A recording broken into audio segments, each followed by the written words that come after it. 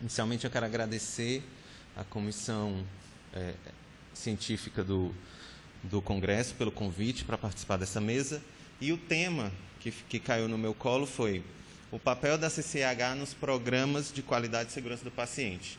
O que é que eu trouxe aqui para os próximos minutos? Eu trouxe uma revisão sobre o histórico dessa disciplina, que é uma disciplina relativamente recente, que é a qualidade da assistência e segurança do paciente, e a interface dessas ciências com a CCIH. Então, eu começo aqui por essa imagem, né, que representa o primeiro postulado de Hipócrates, que foi o pai da medicina, que ele falou primum non nocere, né, que antes de tudo não gerar o dano. Então, antes de Cristo, Hipócrates já se tocou que a assistência era, sim, uma situação que pudesse gerar um risco para o paciente que está recebendo aquela assistência. No último século, a medicina, a saúde, o suporte aos pacientes, ele mudou muito. Então, no último século, depois do desenvolvimento da anestesia, do aprimoramento da terapia intensiva, da disponibilização de novas terapêuticas que permitiram que os pacientes tivessem mais longevidade, o número de aumento de pacientes imunossuprimidos, isso gerou o reconhecimento de que há um maior risco de eventos adversos para o paciente que está exposto ao ambiente hospitalar. Diante do maior risco, então, portanto, há maior necessidade de discutir a qualidade da assistência e segurança do paciente. Nesse caminho das últimas décadas, alguns eventos se destacaram. Por exemplo, na década de 60, os Estados Unidos implementaram esse projeto dos 5 certos com relação à administração de medicação. Então, estamos dando para o paciente, naquele momento... Sou eu que estou desligando? Não, né? Ótimo. Pelo menos não sou eu mexendo isso aqui errado. Voltou? Estamos ao vivo novamente. Então, ali naquele quadradinho de baixo com as figurinhas, são os 5 certos de administração de medicação que foram implementados na década de 60 nos Estados Unidos. Quais sejam? Você está dando a droga certa, na dose certa, na via correta, no momento adequado, para o paciente certo. Isso foi uma iniciativa para diminuir a chance de erro de medicação, que era um dos principais erros já reconhecidos na década de 60. Na década de 80, a Organização Pan-Americana da Saúde, estimulada pela Organização Mundial da Saúde, começou a fazer campanhas nos países da América Latina para melhorar o cuidado de pacientes internados em ambiente hospitalar, visando essa qualidade da assistência. E, em 1999, houve essa publicação desse estudo, que foi um divisor de águas nessa história da segurança do paciente, que é um estudo intitulado Errar é Humano, construindo um serviço de saúde mais seguro. Esse foi um estudo que trouxe uma notoriedade global a esse tema, porque ele trazia a estimativa de que 100 mil mortes anuais aconteciam nos Estados Unidos por eventos adversos em ambiente hospitalar, o que seria responsável por 2 a 4% de todos os óbitos de pacientes nos Estados Unidos. Nessa discussão, houve o reconhecimento de que infecção hospitalar era um dano possivelmente prevenível. Pelo menos parte delas deveriam ter sido evitadas e não foram. Nos anos seguintes, em 2001 a 2006, outros eventos aconteceram importantes, outras consequências desse estudo aconteceram. Um deles foi a publicação desse segundo estudo, que é Atravessando o Abismo da Qualidade, que ele decupou os achados do Errar Humano e trouxe metas envolvendo a segurança do paciente. Então, foi uma das primeiras propostas de que poderíamos estar trabalhando com metas. Além disso, os Estados Unidos implementaram o Plano Mandatório de Notificação de Eventos Adversos e, no fim desse período, o IHI publicou a campanha de prevenção de 100 mil vidas. No começo da década de 2000, a Organização Mundial da Saúde, então, protagonizou essa aliança global, a aliança mundial pela segurança do paciente, e alguns desdobramentos, a gente vai ver na sequência, aconteceram dessa aliança. No fim da década de 2000 ainda, em 2009, houve a publicação desse documento pela OMS, a cor dele é essa mesmo, original, é uma cor difícil de ver, mas é aquela classificação de dano. Uma vez que o paciente está internado, ele sofreu um dano no ambiente hospitalar, como é que eu classifico esse dano? Ele pode ser classificado como leve, moderado, grave ou o pior dos danos, que é o óbito. E já de cara, a gente consegue perceber pela definição do erro moderado, do dano moderado, que infecção hospitalar a gente não está tratando de consequências leves ou sem danos. Vamos ver a definição de dano moderado. Qualquer incidente envolvendo a segurança do paciente que resultou em um aumento moderado no tratamento e que causou um dano significante, mas não permanente. Esse é o moderado. Então, as infecções hospitalares ou são danos moderados, ou são danos graves, ou o óbito. Então, portanto, os planos de ação em cima deles são planos de ação que devem ser coerentes com essa classificação. No fim da década de 2000 e 2008, pela necessidade de incrementar a qualidade da assistência e também pela pressão de órgãos de regulação, órgãos de reembolso, houve cada vez mais a necessidade de colocar as infecções hospitalares como as metas de segurança do paciente dentro dos pacotes de quem estava avaliando. Então, a gente vê aí dentro dos quadrados vermelhos que do Institute of Medicine, uma das 20 áreas prioritárias para transformar o sistema de saúde é a prevenção de IRAs, assim como a Joint Commission, que ganhava força naquela ocasião, já colocava que dentro das suas metas a prevenção de infecção hospitalar se tornava muito forte. E nesse quadrado maior, que é o quadrado do Fórum Nacional da Qualidade, que é um consórcio americano com mais de 400 organizações, incluindo usuários, planos de saúde, indústria farmacêutica, eles colocam como boa parte das metas de qualidade deles manter esses desfechos relacionados à infecção hospitalar sob controle. No Brasil, desde a década de 90, há uma movimentação nesse sentido. Foi quando aconteceram os primeiros passos em que instituições públicas e privadas propuseram estratégias para a garantia da qualidade. Em 2005, a Anvisa publica essa RDC, que é extremamente importante, já como consequência daquela aliança global lá da OMS, que é a RDC que obriga os serviços de saúde a ofertarem produto alcoólico para a higiene de mãos.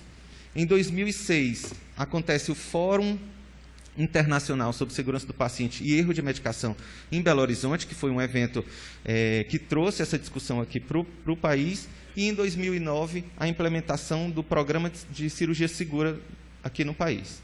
2013 foi um ano bem importante nesse aspecto, porque foi quando o Ministério da Saúde lançou a sua portaria 529, que é a portaria que institui o Programa Nacional de Segurança do Paciente. Agora eu quebrei mesmo. Aqui. Institui o Programa Nacional de Segurança do Paciente, que traz como objetivo contribuir para a qualificação do cuidado em saúde em todos os estabelecimentos de saúde do território nacional. E nas atribuições desse programa, a gente já vê aqui que está marcado em amarelo, que compete ao Comitê de Segurança do Paciente propor, validar protocolos, guias e manuais voltados para a infecção hospitalar. Percebam que cada vez mais os dois cenários vão conversando ao longo do tempo. Ainda em 2013, a publicação da RDC 36, que obriga a implantação de núcleo de segurança do paciente, que traz a obrigatoriedade da notificação dos eventos adversos para a Anvisa e a elaboração de um plano de segurança do paciente. Então, percebam que essa RDC fala sobre estrutura de um núcleo de segurança do paciente, o que é que ele deve fazer, quando notificar, quais critérios ele vai consultar para notificar e a elaboração de um plano. Isso lembra muito que documento? Lembra muito a portaria 2616. Então, a RDC 36 para a segurança do paciente conversa muito com a 2616 da CCIH. Ainda em 2013, foram publicadas outras duas portarias, a 1377 e a 2095, que trazem a necessidade, trazem a força de implementação dos protocolos básicos de segurança do paciente. O que é que essas duas portarias dizem? Estamos publicando protocolo de prevenção de queda, identificação correta do paciente, cirurgia segura, higiene de mãos, prevenção de lesão por pressão. Façam agora, porque já está em portaria, os protocolos já estão publicados. De lá para cá, alguns indicadores são acompanhados sistematicamente, né,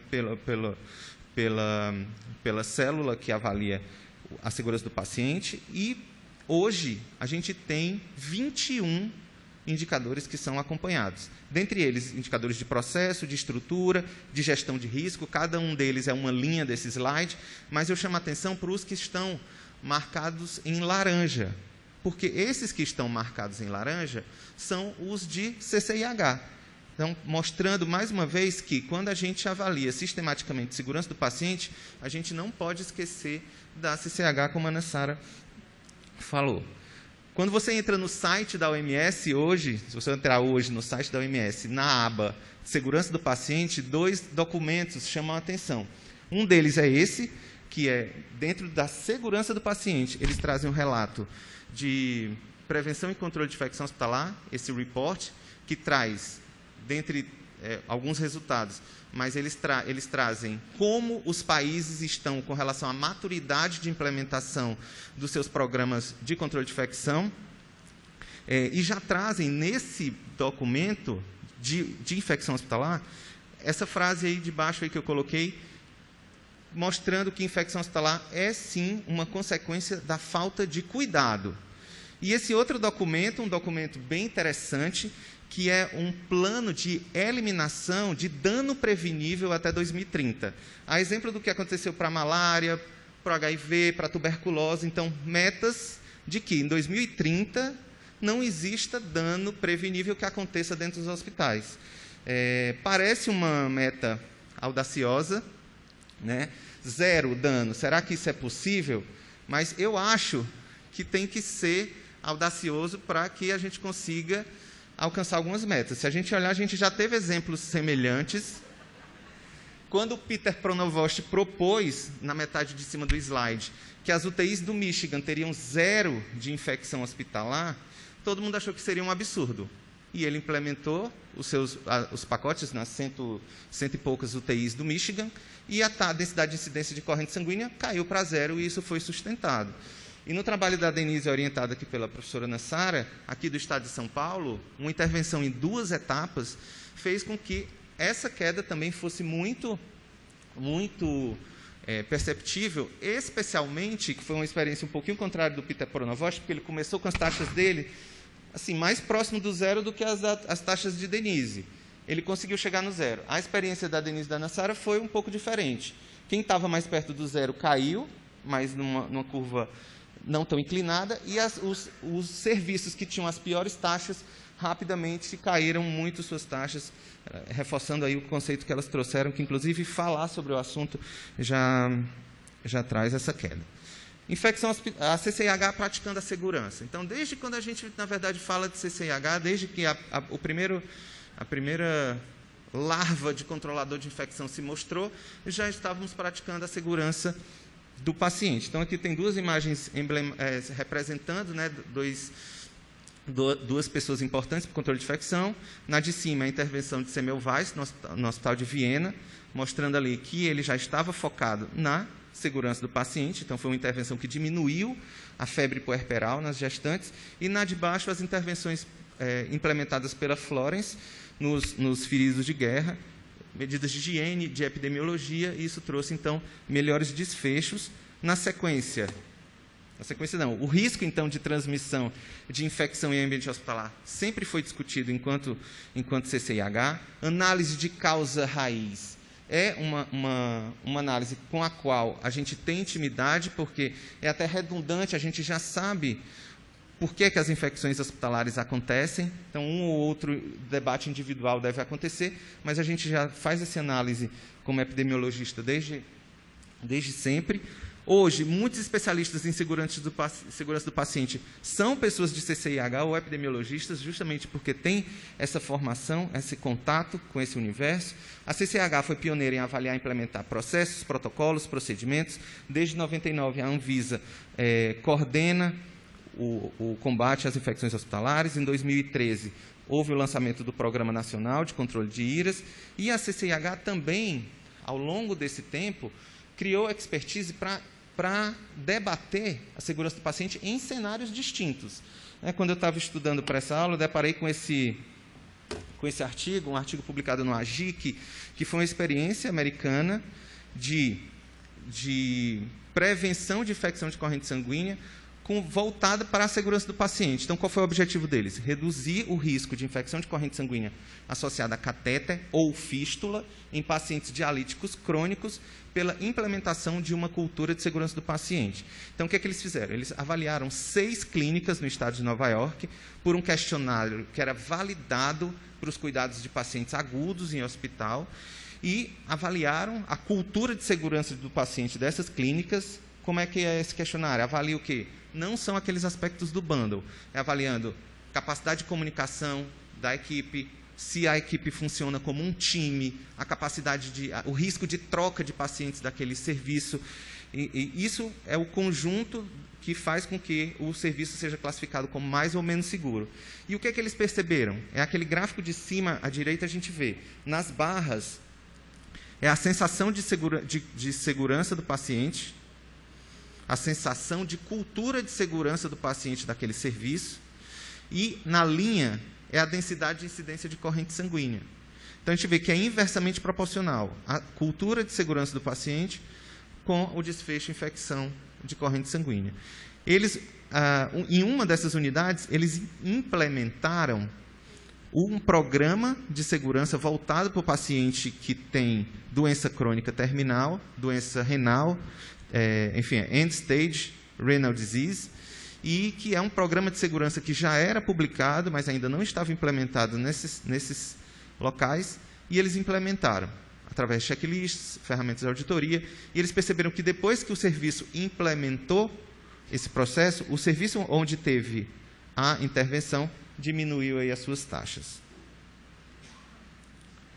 Entender riscos também faz parte da CCIH em cenários distintos. Esse é o trabalho aqui da Ana Rubia, que foi orientada aqui pela Maura, em que elas avaliaram com participação do CVE e do GCIH, avaliar a ocorrência de Covid-19 também em clínicas de diálise.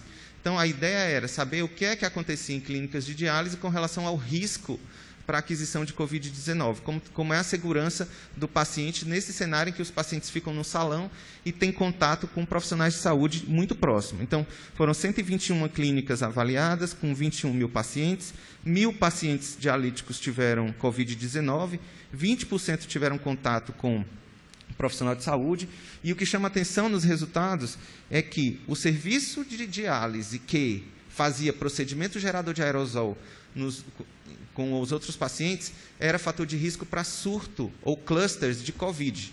Então, mostrando que a segurança do paciente passa por essa situação, inclusive, de assistência, por exemplo, de oxigênio durante um salão que o paciente vai dialisar. Desafios na CCIH. Necessidade de inovação, a heterogeneidade de cenários, é muita hipocrisia achar que todas as medidas podem ser implementadas em todos os cenários. Aqui a gente tem 2 fotos que já mostram que são diferentes, a dificuldade vai ser diferente. Incorporação de conceitos por profissionais de saúde em treinamento. Então, o profissional só sabe que existe higiene de mãos, queda, identificação correta do paciente, quando já está na escala há não sei quantos anos. Isso é uma luta para conseguir mudar a cabeça, porque isso não está dentro da graduação, dos cursos técnicos, e não é multiprofissional, e a gente fica correndo atrás e a pessoa se perguntando, se isso é tão importante, por que é que ninguém nunca me deu uma aula disso? Por que é que esse louco está querendo falar isso agora? Intervenções que mudem o comportamento humano, que são muito difíceis, a necessidade de gestores criativos, persistentes, pacientes e investimento, né, como foi citado aqui nas outras mesas. Para terminar, esse é meu último tópico. Achei interessante, eu estava zapeando os artigos e encontrei esse que foi publicado agora, que é um resultado de um questionário global, aqui, que foi encabeçado pelo Didier Pittet e pela Benedetta Legranzi. Eles trazem, enfim, o objetivo deles é mostrar quão maduros os países estão com relação à implementação de programas de prevenção e controle de IRAS. E eles avaliam essa maturidade por 8 core elements, e que eles mandam o questionário, avaliam essas 8 variáveis e classificam isso num score. E eles receberam 4.000 respostas de 80 países diferentes. E o que é que me chamou muita atenção? Que eles registraram o óbvio, mas às vezes é importante registrar o óbvio, que aqui a gente tem, nesse gráfico, O eixo aqui, o eixo Y, é a pontuação dessa maturidade, e no eixo horizontal é o income do país. Então, os países mais pobres têm menos estruturas de CCIH. E aí tem menos prédios construídos, tem menos time, tem mais burnout, tem o RH menos adequado. Então, é a comprovação do óbvio. E embaixo, no gráfico de baixo, no plot de baixo, cada uma dessas cores é uma low income, lower middle income country, até os mais ricos. Aí chama a atenção o 4, o core element 4, que é o verde, infecção hospitalar.